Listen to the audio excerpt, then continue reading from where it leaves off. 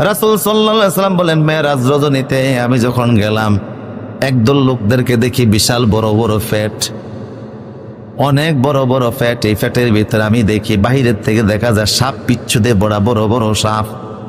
জিব্রাইলকে বললাম, এই জিব্রাইলেরা কারা? জিব্রাইল বলে, ইয়া রাসূলুল্লাহ, এরা আপনার দলের লোক, এরা আপনার পার্টির লোক। রাসূল বলে, কোন পার্টি? বললেন, এরা ঈমানদার, তবে এরা সুদী কারবারের সাথে জড়িত ছিল। রাসূল এসে দুনিয়াতে বারবার বলতে লাগলেন, আল্লাহ, সুদী কারবারি মানুষগুলিনকে যে হালতে আমি মেরাজে জাহান্নামে দেখেছি, আমার ভয় হচ্ছে। আল্লাহ পাক বললেন, তাহলে আমি আদরের সুরে আপনার উম্মতদেরকে বলতেছি, ইয়া আইয়ুহাল্লাযীনা আমানু তাকুল্লাহ ওয়া যারু মা বাকিয়া মিনার রিবা। হে ঈমানদারেরা, আল্লাহ ঈমানদার বলে একটা ডাক দিয়েছে, সুদের কারবার তোমাদেরকে বলতেছি, মেহেরবানি করে ছেড়ে দাও সুদের কারবার।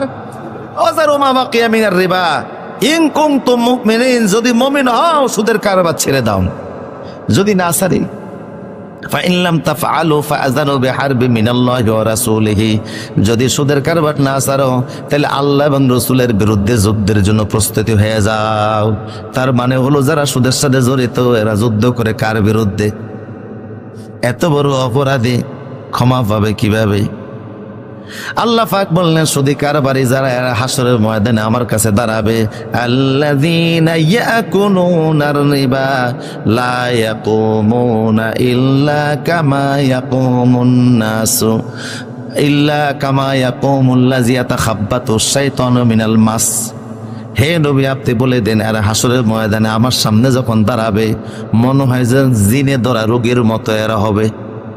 মানুষের জিনে ধরলে যেমন হয়, সুদী কারবারিরা সেই রকম আল্লাহর সামনে অস্থির হয়ে দাঁড়াবে। জিনে ধরা রোগী আপনারা দেখেছেন নি কখনো? তার আচরণ কেমন হয়? কি আউলা জেলা কথাবার্তা, পাগল পাগল আচরণ। জিনে ধরা রোগী যেমন, সুদ খাওয়া লোকগুলি হাসরের মাঠে আমার সামনে দাঁড়াবে সেই অবস্থায়, কঠিন পরিস্থিতি।